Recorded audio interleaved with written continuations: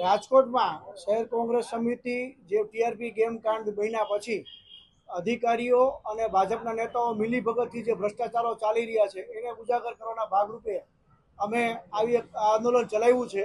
એના ભાગરૂપે અમને ખ્યાલ આવ્યો કે સ્વામિનારાયણ મંદિર રાજકોટમાં જે રીતે પીજીવીસીએલના એક પ્રીમાઇસીસમાં 4 કનેક્શન આપવામાં આવ્યા છે એ ગેરકાયદેસર છે અને એ કનેક્શનો એક પ્રીમાઇસીસમાં એકથી વધારે કનેક્શન આપી શકાય નહીં। તેમ છતાં સ્વામિનારાયણ મંદિરમાં 4 કનેક્શનો અલગ એક જ પ્રીમાઇસીસમાં આપી દેવામાં આવ્યા છે। એની સામે અમે આંદોલન કર્યું, એની સામે અમે પીજીવીસીએલમાં ફરિયાદ કરી છે અને એ ફરિયાદના આધારે કાર્યવાહી કરવા માટે અમે એની પર પ્રેશર કરી રહ્યા છીએ અને એક જ કનેક્શન થાય અને પ્રજાના પૈસા લૂંટાતા બંધ થાય એની કાર્યવાહી કરી રહ્યા છીએ।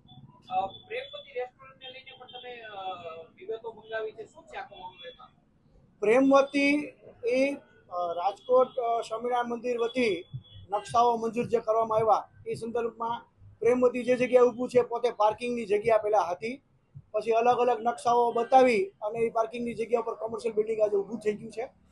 પ્રેમવતી પોતે બીએપીએસ સંસ્થા એ 2500 નંબરથી અમદાવાદમાં સંસ્થા ટ્રસ્ટ રજિસ્ટર છે। રાજકોટમાં પ્રેમવતી નામનું કોઈ સંસ્થા રજિસ્ટર થઈ નથી।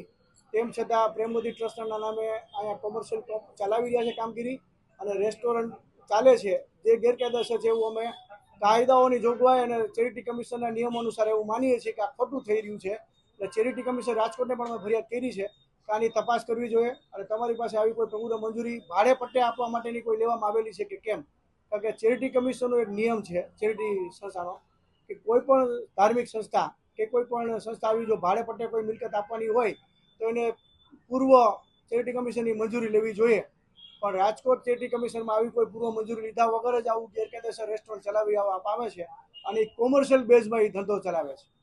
શા માટે આ રીતે અલગ અલગ વીજ કનેક્શન લઈને બીએપીએસ સંસ્થાઓ? એ જ અમે પીજીવીસીએલના અધિકારીને કહે છે કે જવાબદારી તો પીજીવીસીએલના અધિકારીની હતી કે આવી રીતે કનેક્શન એના નિયમો મુજબ આપી શકાય નહીં। ગુજરાત ઇલેક્ટ્રિસિટી બોર્ડના ગાઈડલાઇન મુજબ બહુ સ્પષ્ટ ઉલ્લેખ છે ગાઈડલાઇનોમાં કે એક જ પ્રીમાઇસીસમાં મોટી સંસ્થા હોય, કોઈ પણ ધાર્મિક સંસ્થાઓ હોય કે કોઈ પણ રેસિડેન્શિયલ હોય કે કોઈ પણ કોમર્શિયલ બિલ્ડિંગ હોય એમાં એક જ પ્રીમાઇસીસમાં એક જ કનેક્શન આપી શકાય। પરંતુ સ્વામિનારાયણ મંદિરમાં સરકારના અને પૈસાને નુકસાની કરવા માટે એકથી વધારે કનેક્શન આપ્યા એ ગેરકાયદેસર છે। એટલે અમે એની ફરિયાદ દાખલ કરાવી છે અને પીજીવીસીએલને હું કીધું છે કે તમે એક જ આ કનેક્શન આપો જે તમારા નિયમો મુજબ છે એની અમે ફરિયાદ કરેલી છે।